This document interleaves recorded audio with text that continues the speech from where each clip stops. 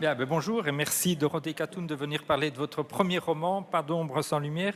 Alors, c'est pas un roman qui semble être venu par hasard parce que vous êtes quelqu'un qui avait beaucoup lu et qui est passionné par la littérature depuis très longtemps, c'est ça? Alors, en effet, je suis universitaire en fait de formation, je suis docteur S-lettres, donc dans le cadre de mes études, j'ai été amenée à lire énormément, mais aussi par plaisir. C'est-à-dire que dans le cadre de mes études, c'était essentiellement des classiques, mais j'ai toujours été très ouverte à la littérature contemporaine et encore plus spécifiquement à la littérature féminine et au premier roman, parce que je trouve ça très important en fait. Mais quand vous étiez enfant, vous lisiez beaucoup? Oh oui, énormément. En fait, à partir du moment où j'ai eu la possibilité de lire et j'ai avalé absolument tout ce que je pouvais trouver. Je passais des heures dans les bibliothèques. Ça passait de la BD à la bibliothèque rose évidemment, ouais. La Comtesse de Ségur et dès que je l'ai pu, Roald Dahl, parce que je trouve que c'est un auteur absolument fabuleux. Et j'ai toujours eu, du plus loin que je me souvienne, j'ai toujours eu des livres dans les mains en fait, avec des parents qui n'étaient pas particulièrement lecteurs en plus. Et vous pensiez écrire à ce moment-là ou pas forcément? Absolument pas. En fait, encore une fois, ma carrière professionnelle m'a amené à me tourner davantage vers l'écriture scientifique. Je remplissais des carnets, mais uniquement à titre personnel. Finalement, c'était pas quelque chose qui, je pensais, allait aboutir. Donc c'est merveilleux ce que je vis forcément. Mais vous avez quand même pris la décision de suivre des études manifestement de lettres, puisque vous enseignez aujourd'hui la communication et les lettres. Oui, mais c'est aussi parce que je pense que c'était l'une des seules choses que je savais vraiment faire. J'avais toujours été, encore une fois, passionnée par le français et dans les matières scientifiques, j'étais pas particulièrement brillante. Et je voulais faire des lettres, mais je ne voulais surtout pas devenir prof. C'était vraiment... Voilà, c'était pour moi la pire des choses. Et puis un jour, j'ai eu la grande chance de me retrouver devant une classe pour faire une sensibilisation à un spectacle de théâtre. Et quand je suis ressortie, en fait, je me suis dit, en fait, j'ai beau lutter, je pense que je suis faite pour ça. Donc, Et vous enseignez où? Alors, j'enseigne à l'université d'Artois, sur le pôle d'Arras, les lettres et les arts du spectacle, et à l'IUT de Béthune, qui est un des pôles en fait de l'université. J'enseigne la communication à des bac+2. Et vous animez aussi des ateliers d'écriture, c'est ça? Alors, j'anime des ateliers d'écriture en prison depuis 2015. En prison? Oui, parce que en fait, c'est né d'un constat très simple. Lors d'une réunion professionnelle, on s'est aperçu qu'il n'y avait pas de volet artistique dans les enseignements qui étaient dispensés aux détenus. Ça m'a un petit peu étonnée. J'en ai parlé avec la personne qui était en face de moi et il m'a dit oui, mais en fait, on n'a personne pour faire ça. Et je lui ai dit mais si, moi, je suis capable de le faire en fait. Et donc, j'ai eu la chance de travailler à la prison de Béthune, de Bapaume, durant 4 ans. Malheureusement, ça a été mis à mal maintenant à cause du Covid. Néanmoins, il nous a semblé vraiment très important de valoriser ces productions. Et donc, il y a les textes des détenus qui sortiront très prochainement aux éditions de La Licorne, avec une toute petite préface scientifique pour expliquer ma démarche, en fait. Et ce sont des hommes ou des femmes? J'étais au quartier homme, parce que 90% de la population carcérale est masculine, et que j'ai pas eu, pour une question purement logistique, j'ai pas eu l'opportunité de le faire chez les femmes.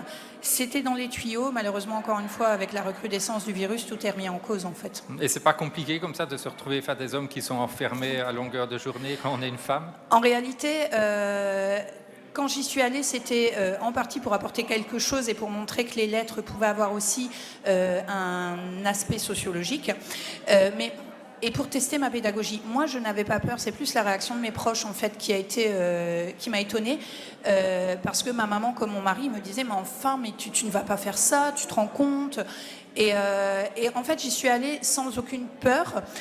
Je fais juste, évidemment, très attention à ma tenue et également à certains propos, mais je n'ai jamais eu de regard désobligeant. Ils ont plutôt été très respectueux, en sachant que j'étais aussi dans une démarche bénévole.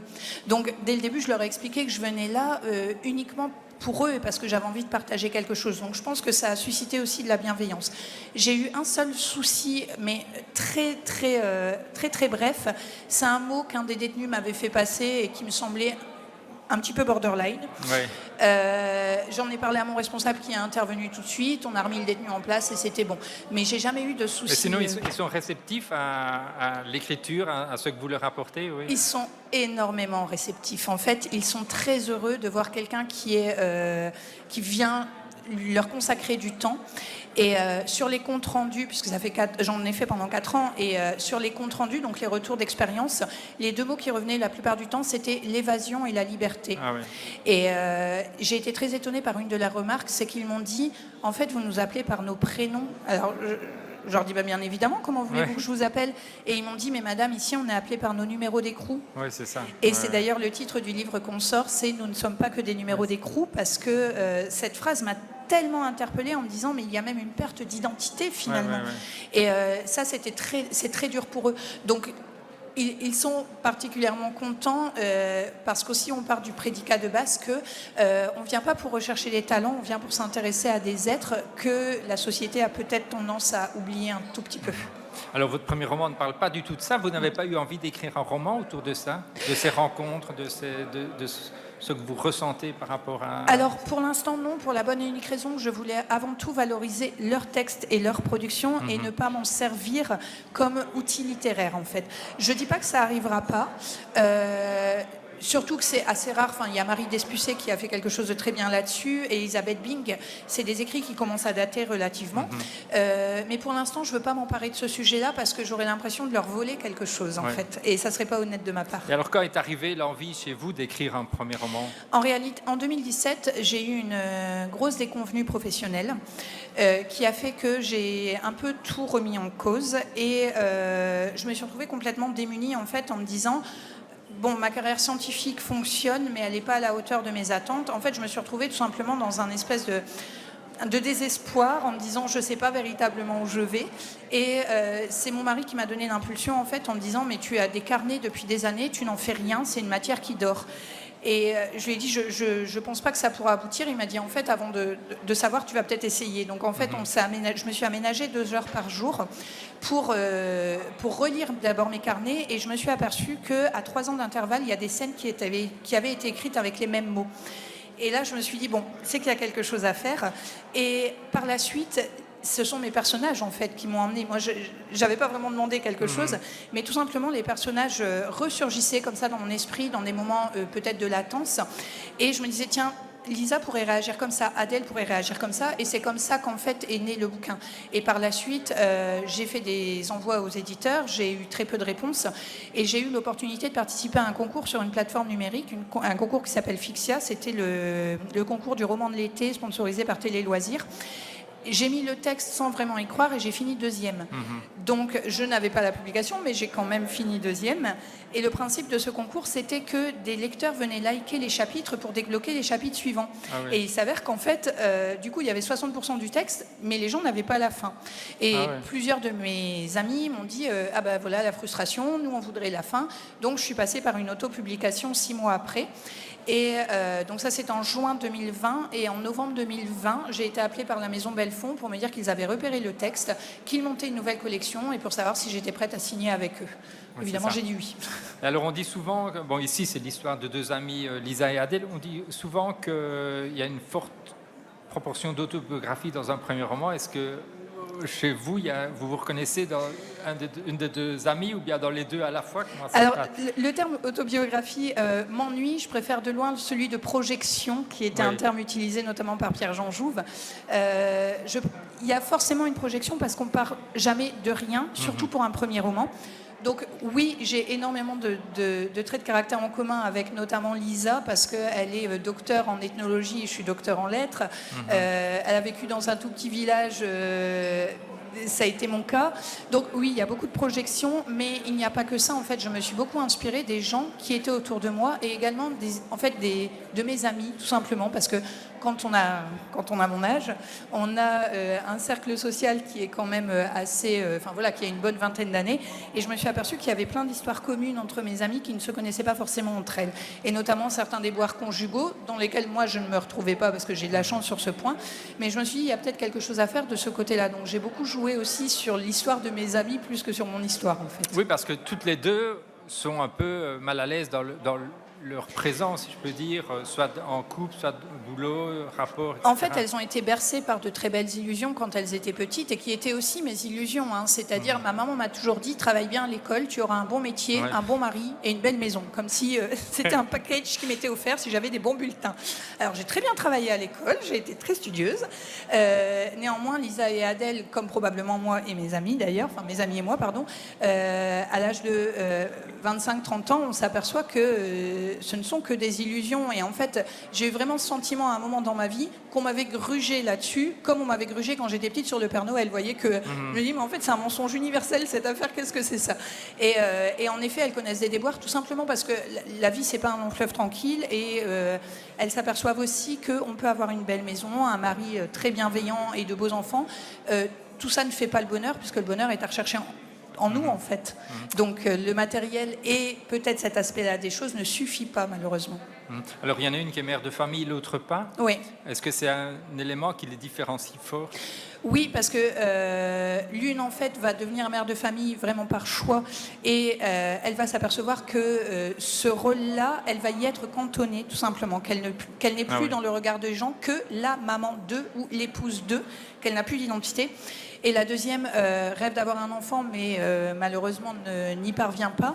Et c'est un gros manque parce que de façon très contradictoire, quand on est une femme, à partir d'un certain âge, la première question qu'on nous pose, c'est « as-tu des enfants ?» Comme si c'était quelque chose qui devait vraiment déterminer notre identité. Alors ça la détermine. Les enfants, en effet, quand on est maman, ça nous prend environ 70% de notre temps, voire davantage.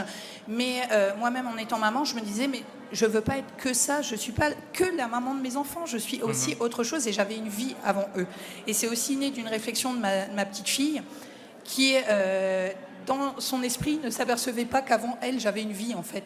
Et elle me disait, mais j'étais où à ce moment-là? À ce moment-là, tu n'étais pas née. T'as fait des choses avant que je sois née? Mais oui, en fait, j'ai vécu avant que tu sois née. Et c'est très drôle parce que ma petite fille, maintenant, a 8 ans, et je retrouve exactement les mêmes réflexions chez mon petit garçon qui en a 3, et qui ne conçoit pas que je pouvais vivre avant lui, qu'il pouvait y avoir un avant. Mais c'est ça, vous mettez à travers ces deux femmes les paradoxes. Oui. Une qui a des enfants mais qui ne veut pas être cantonnée dans le rôle de mère, et l'autre qui n'en a pas et qui voudrait être peut-être cantonnée dans le rôle de mère. Mais c'est aussi parce que la vie est faite de paradoxes. Finalement, je me suis aperçue, encore une fois, liée aux gens de ma génération, que de 20 à 30 ans, on tente de construire plein de choses. C'est-à-dire qu'on tente de créer un foyer, d'avoir un bon métier, d'avoir une maison.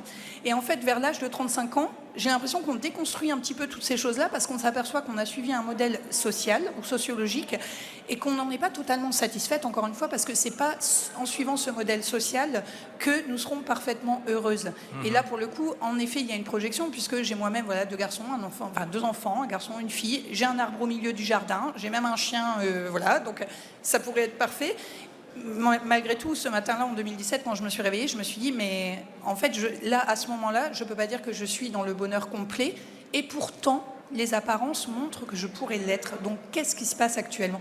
Et c'est ça qui m'a permis, en fait, d'enchaîner sur l'écriture. Et justement, le fait d'avoir publié, de voir votre livre publié, vendu à librairie, ça... Je ne dirais pas que ça vous a projeté dans le bonheur complet, mais en tout cas, ça a ajouté un petit En tout cas, c'est la réalisation d'un rêve, puisque c'est quelque chose que je faisais, mais sur un plan purement scientifique. C'est-à-dire, j'espérais toujours qu'un jour, mes bouquins scientifiques soient reconnus aussi, et que moi aussi, je sois invitée dans des colloques en tant qu'invitée d'honneur. Bon, ça ne s'est pas fait pour plein de raisons différentes, même si mes publications scientifiques fonctionnent comme elles le doivent. C'est quel type de bouquins scientifiques Alors, que vous c'est écrivez, uniquement en fait des études littéraires. Et je suis spécialiste d'un auteur qui s'appelle Pierre-Jean Jouve, donc qui est le père qu'on considère comme l'un des pères de la poésie moderne, poésie du XXe. Mais depuis 5 ans, justement, mon nouvel objet d'étude, c'est les écritures en prison, le faire écrire et la pédagogie, en fait, en milieu contraint. Donc là, je me tourne, en fait, je joue sur... tout simplement parce que Pierre-Jean Jouve, au bout de 15 ans, c'est très bien. Je continue d'être très active dans cette communauté. Mais on me disait toujours, mais ça sert à quoi, en fait, ce que tu fais? Et j'avais ce sentiment de me dire, bon, d'accord, j'écris des livres que personne ne lit, que personne n'achète. Oui, parce que Pierre-Jean Jouve, c'est quand même très, très pointu. Même lui, on ne le lit plus beaucoup non plus. Non, c'est extrêmement pointu, en effet. Néanmoins, je voulais absolument aussi appliquer la littérature à quelque chose, encore une fois, de beaucoup plus sociologique. C'est la raison pour laquelle je me suis tournée vers les prisons. Maintenant, ce que je vis avec Pas d'ombre, c'est en effet juste merveilleux, puisque j'ai reçu un jour ce coup de fil qu'on attend tous. Et maintenant, le voir en librairie, c'est satisfaction. Maintenant, je suis le genre de personne qui en veut toujours plus. Et donc, c'est mon premier roman. J'espère que ça ne sera pas le dernier. Je ne pense pas, puisque je suis déjà sous contrat en fait, pour le second. Et j'espère que c'est quelque chose dans lequel je pourrai continuer de m'épanouir. Le jour où je ne prends plus plaisir à écrire, j'arrêterai d'écrire, tout simplement. Mais ça ne devrait pas arriver. Qu'en est-il des maris d'Adèle et Lisa? Alors, ce sont deux personnes qui ne sont pas du tout effacées dans le roman, mais qui prennent moins la parole que les deux jeunes femmes. Mais eux aussi nous font part de leur frustration. Ils se connaissent, c'est ça? Ils se connaissent, Ouais, ils sont amis. Et ils ne sont pas irréprochables. En tout cas, l'un d'eux n'est pas irréprochable. Ils jouent au football. Ils jouent au football, tous les deux, en effet. Et ils ont des profils très différents, mais je n'ai pas voulu mettre non plus leurs frustrations au placard, parce que si nous, en tant que femmes, nous avons des frustrations, je suppose que les hommes en ont aussi. Du moins, voilà, j'ai un mari qui, lui, peut m'en parler. Et je n'ai pas voulu les effacer totalement, même si ce ne sont pas les personnages principaux.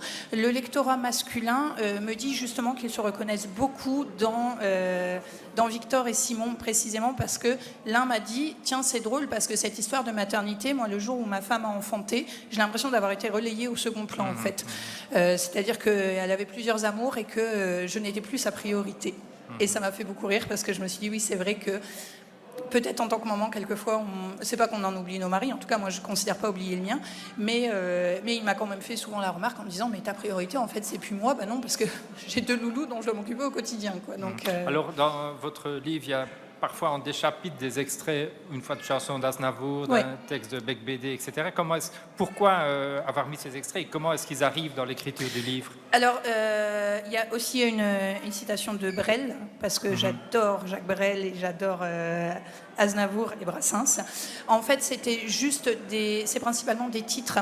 C'est tout simplement parce que ce sont des chansons aussi qui m'ont portée.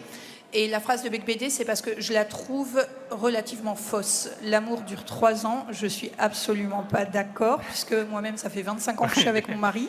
Oui, c'est sa théorie, ça. Voilà, moi, ça fait 25 ans et je peux vous dire que je suis toujours autant amoureuse de lui et que je continue de le redécouvrir chaque jour. Donc là, c'était plutôt pour prendre le contre-pied que Bec BD, même si j'aime beaucoup ce qu'il écrit et que j'admire beaucoup l'homme. Et Aznavour, c'est parce que je me voyais déjà en haut de l'affiche. C'est une phrase qu'on m'a... En tout cas, qui m'a beaucoup inspirée et que j'ai dû me répéter une bonne centaine de fois en me disant, moi je me verrais bien en haut d'une gondole dans une librairie. Voilà. Ouais. Alors bon, il fait son chemin, il est sorti le 16 septembre, donc il fait son petit bonhomme de chemin, mais j'espère qu'il ne s'arrêtera pas justement. Est-ce que c'est difficile d'écrire la première phrase? Parce que la vôtre est assez... Elle peut déjà caractériser votre héroïne, puisque vous écrivez, ce jour-là, Adèle avait fait pleurer 2 hommes, elle n'en était pas fière, mais elle l'assumait. Alors pourquoi est-ce que vous entrez comme ça votre livre avec cette phrase? Parce que je sais que la première phrase est la plus importante et que je voulais encore une fois tromper le lecteur. Alors ça c'est des jeux littéraires, voilà. J'ai beaucoup d'auteurs dans mon répertoire qui s'amusent beaucoup avec ça et je voulais tromper le lecteur justement en leur disant je vais vous emmener sur un chemin mais en fait c'est peut-être pas le bon. Donc c'était vraiment un jeu là avec le lecteur mais j'ai bien conscience que c'est une phrase qui peut...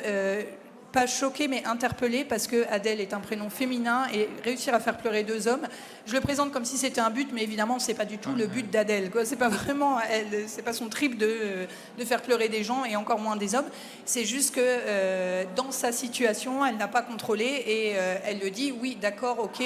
J'ai fait pleurer 2 hommes, mais finalement, il y a beaucoup d'hommes qui font pleurer des femmes aussi, et on n'en fait pas tout un pataquès, quoi. C'est un peu l'idée. Mais c'est parce que vous finissez ce chapitre en disant vous pensez sûrement qu'Adèle est un but de sa personne, carriériste et antipathique, méfiez-vous de sa apparence, elles sont parfois, entre guillemets, trompeuses. Donc vous vous adressez aussi au lecteur, en quelque sorte. Oui, j'aime beaucoup, et d'ailleurs c'est l'objet principal de mon second roman, c'est que j'adore jouer avec le lecteur, le tromper et le surprendre. Je trouve ça magnifique quand moi-même je lis un livre et que je suis surprise par l'auteur. J'en suis mais extrêmement heureuse parce que je me dis mon Dieu, il a réussi à m'avoir là où je m'y attendais pas en fait. Et je trouve que c'est un jeu particulièrement intéressant. Alors là encore, c'est probablement mes études de lettres et théories littéraires qui m'ont bercée et qui font que j'en suis arrivée à ça. Mais je considère vraiment la littérature comme quelque chose de triangulaire. Pour moi, c'est pas l'œuvre et l'auteur, c'est l'œuvre, le lecteur et l'auteur. Et je trouve ça très important en fait. Donc c'est pour ça que j'inclus toujours des jeux. C'est précisément l'objet du second roman, en fait. C'est une espèce de complicité qui se crée entre l'auteur et le lecteur. Exactement, alors. c'est la connivence avec le lecteur que je trouve particulièrement intéressante et qui est insidieuse dans certains romans, qui est déclarée dans d'autres, mais en tout cas qui m'intéresse beaucoup parce que je trouve que ça noue une relation tout à fait particulière avec un inconnu et tout à coup on se dit mais cet auteur-là j'aimerais bien le rencontrer parce que je pense que j'ai beaucoup de points communs avec lui alors que je ne connais pas la personne. Alors vous dites que vous êtes plus reconnu peut-être dans Lisa qu'Adèle. À un moment donné, tout au début, il y a Adèle qui dit à Lisa, vas-y, écris. Et elle, c'est un peu votre mari alors. Exactement. Ça a été. En fait, je pense que sur mon chemin, il y a eu beaucoup de petites lumières. Et il y a eu. Alors, mon mari, c'était de la grande lumière, évidemment. Mais j'ai eu aussi une amie qui est auteure, qui s'appelle Sophie Cellier, et dont vous pouvez retrouver les œuvres sur le stand d'Amanite, qui m'a beaucoup guidée aussi dans cette écriture et qui m'a donné confiance en moi. Vous savez, quand on est jeune auteur, on a ce gros problème de la légitimité. De se dire, mais en fait, j'ai aucune légitimité à présenter un texte qui risque de ne pas intéresser. Il y a cette première chose, et la seconde chose, c'est la peur d'être mal perçu ou mal compris en fait. Et en fait, mon mari comme Sophie m'ont dit mais si tu tentes pas, tu ne vas pas savoir. Tente-le. Qu'est-ce que tu risques? Au pire, tu te prendras une tôle. Bon, c'est pas grave, on se remet. Enfin, quand on tombe, on se relève toujours. Donc j'ai tenté et ça a fonctionné quoi. Et le titre, Pas d'ombre sans lumière, c'est un peu la vie. C'est exactement ça. En fait, ce titre, encore une fois, dans ma carrière universitaire, j'ai été amenée à étudier la Bible. Et il y a cette citation, il n'y a pas d'ombre. Là où il y a de la lumière, là où il y a de l'ombre, il y a de la lumière. Et en réalité, quand j'ai réfléchi de façon un petit peu plus poussée à cette phrase, je me suis dit, mais en fait, c'est vrai, on a des périodes très noires dans notre vie, mais la seule chose qui nous pousse à rester debout, c'est de se dire que cette période va à un moment s'arrêter et qu'il y a toujours une lumière au bout du tunnel. Donc il n'y a pas d'aspect spirituel dans le livre, du moins je ne l'ai pas voulu. Cela dit, j'ai eu la grande surprise de lire une critique sur Internet où la personne justement l'avait pris vraiment sur un plan spirituel, voire chrétien. Et j'ai trouvé ça particulièrement intéressant parce que je me suis dit, c'est drôle, il y a différents moyens de réception en fait. La Bible, on peut la recevoir de 4 façons différentes, il y a 4 sens qui sont établis. C'est pas du tout le cas pour Pas d'ombre, bien évidemment, hein. Mais je me suis dit c'est drôle parce que chacun il prend dans ce livre en fait ce qu'il a envie de prendre et j'ai trouvé ça particulièrement intéressant. Puis le titre, voilà, je trouvais que c'était déjà très révélateur de ce que contient le livre. En fait. Oui, c'est ça, parce que beaucoup d'écrivains, de romanciers disent que les lecteurs parfois lisent leur livre de manière différente. En tout cas, pas toujours conforme à la manière dont eux l'ont écrit. Est-ce que vous, dans vos rencontres avec les lecteurs, vous avez été aussi surpris parfois par certaines lectures, oui, parce que certains certains se sont beaucoup accrochés à des personnages que je considérais comme secondaires, mais dans lesquels ils se sont retrouvés. Alors sûrement par analogie en fait de génération d'âge, par exemple. Mais en tout cas, chacun y a trouvé son compte. Et ça, c'est très important pour moi parce que moi-même, quand je lis, j'aime bien m'identifier au lecteur, au personnage et me dire tiens. Ça peut m'arriver. Après, sur les différentes lectures, encore une fois, là, c'est probablement parce que j'étudie beaucoup et en profondeur certains textes littéraires et qu'à chaque fois, je redécouvre des choses en me disant mais c'est merveilleux, j'ai lu ce texte 10 fois et je retrouve encore des choses que j'ignorais. Alors, en tête, vraiment, c'est Belle du Seigneur d'Albert Cohen, qui est pour moi le monument de la littérature française. Je le relis chaque année, et chaque année, je retrouve des choses que je n'avais pas perçues les années précédentes, en fait. Ce qui veut dire que chaque lecteur lit, enfin, bon, c'est presque une évidence, mais on s'en rend compte peut-être plus quand on est soi-même auteur, c'est que chaque lecteur lit avec avec ce qu'il est, avec son propre tempérament, son propre caractère, et qui comme vous dites, il s'intéresse à un personnage plutôt qu'à un autre qui n'est pas toujours l'héros ou l'héroïne et qui se projette en quelque sorte dans quelque chose qu'une autre personne a écrite. Oui, mais en même temps, le lecteur prend ce qu'il a envie de prendre et c'est cette liberté qu'il a justement qu'on ne peut pas lui enlever. C'est qu'il va s'attacher à certains personnages où il va comprendre une phrase aussi d'une façon dont moi, j'avais pas voulu l'écrire comme ça, mais je pense que c'est précisément ce qui montre la littérarité en réalité de ce texte et ce qui fait que j'ai pas voulu raconter une histoire, j'ai voulu écrire et c'est ce qui fait toute la différence. C'est-à-dire que cette structure narrative, elle aurait pu être prise par quelqu'un d'autre et d'ailleurs, il faudrait que je donne le défi à certaines de mes amies, ça n'aurait pas été écrit de la même façon parce que l'importance quand même dans un livre reste le mot et la façon de gérer son style et son mot.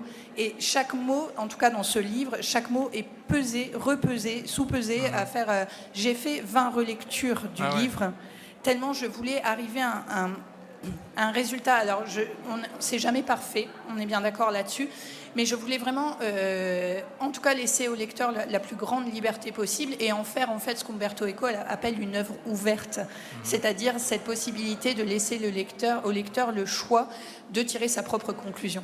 Quand on relit pour la 20e fois son texte, on n'a pas envie de le déchirer tellement on le connaît. Alors, je laissais Entre deux, j'essayais de bosser sur le travail universitaire pour redécouvrir le texte et me réapproprier le texte. Mais si, parce qu'en plus, à chaque fois, on fait une relecture en fait, sur la structure narrative. Puis je refaisais une relecture en me concentrant sur les personnages. Puis une relecture orthographique, qui est aussi là où on finit par trouver des fautes là où il n'y en a pas. Mais c'est infini, non? Est-ce qu'on n'a pas toujours envie de corriger quelque chose? À un moment donné, il faut dire... On fait confiance, oui, c'est fini. Quoi. Mais ça, c'est encore une fois une déformation professionnelle, c'est que j'ai appris, y compris dans mes démarches scientifiques, qu'à un moment, il faut s'arrêter, parce qu'en effet, sinon, le texte, on le prend, on le reprend, on le reprend. J'en suis à la 3e réécriture sur le second roman. Je l'ai repris hier soir. Je me dis, non, mais voilà, il faut réécrire ça. Et en fait, je me dis, non, c'est infini. On n'est plus le meilleur juge, finalement. Non, mais plus du tout. Plus du tout, c'est pour ça qu'à un moment, en fait, j'arrête et je le fais passer à 2 relectrices privilégiées. Qui vont pouvoir me faire un retour, qui auront un regard neuf. Puis maintenant, si vous voulez, la grande chance que j'ai, et c'est vraiment une chance, c'est que je suis suivie aussi par une éditrice qui, elle, va pouvoir... Oui, pour le second, en fait, je suis suivie par mon éditrice, qui est une personne extraordinaire, et qui, du coup, elle peut me faire un retour... Alors, quelquefois, elle est assez acerbe dans ses critiques, mais en même temps, c'est nécessaire parce que j'ai besoin de l'entendre. Sûrement parce que j'ai aussi eu ce défaut sur Pas d'ombre. Ce défaut, je pense, qui est propre au premier roman, c'est qu'il y a cette projection et notamment des passages qui nous tiennent vraiment à cœur, mais qui n'ont absolument aucun intérêt pour l'histoire. Ouais, c'est ça. Et pour une personne extérieure, c'est pas si important. Ils n'en voient pas d'intérêt. C'est la raison pour laquelle ces passages-là, je les ai mis de côté en me disant, finalement, ça pourra peut-être donner lieu à un autre ouvrage. Je travaille vraiment par scène, en fait. C'est-à-dire qu'il y a des scènes qui arrivent, des personnages. Quand j'ai plus d'inspiration, je fais une chose très simple, c'est que je m'assois à la terrasse d'un café, principalement devant les gares, et je regarde les gens et je me dis, alors cette personne-là, quelle peut être son histoire? Pourquoi elle est habillée comme ça? Est-ce que j'aurais envie d'aller lui parler? Et en fait, ça peut être une personne qui passe, une phrase qui est prononcée ou un mot qui est prononcé dans la journée. Et le soir, j'écris de façon assez frénétique d'ailleurs, mais par épisode. Et ensuite, je reprends tous ces épisodes et là, je laisse mes personnages me guider parce que je sais qu'ils vont me mener vers le bon chemin, quoi. Très bien. Est-ce que vous pouvez nous redire pour le livre que vous avez concocté lors de vos ateliers d'écriture, quand il va paraître et chez quel éditeur? Alors, il est pour l'instant... Il était sous presse et nous sommes confrontés à un problème très simple, c'est un problème avec l'administration pénitentiaire. Ah oui. On a un problème sur les autorisations, en fait. Ouais. Ils nous ont autorisé à diffuser le livre, mais pas de façon commerciale. Ah bon? Et on s'en est aperçu là, il y a pas moins d'une semaine, donc je téléphone tous les jours au service pénitentiaire. Je vais finir par aller de toute façon devant leur porte, parce que là il est sous presse et la publication, là on devait faire un salon la semaine prochaine avec le livre, mais du coup la fabrication... Et c'est quel éditeur normalement? C'est les éditions de la Licorne qui se trouvent à la Amiens. Licorne, c'est ça que vous disiez tout et à du l'heure, coup on attend, enfin le monsieur Mercard qui tient les éditions attend également avec impatience qu'on arrive à débloquer le problème purement administratif en fait. Mais on se méfie beaucoup de ça parce qu'on sait que certains détenus... C'est arrivé à un monsieur qui s'appelle François Bon, qui a travaillé beaucoup en prison et qui a eu comme ça une déconvenue qui l'a laissé assez à plat malheureusement. Enfin du moins qui l'a beaucoup peiné et beaucoup affecté. Donc évidemment on veut éviter tout ça. C'est vraiment important.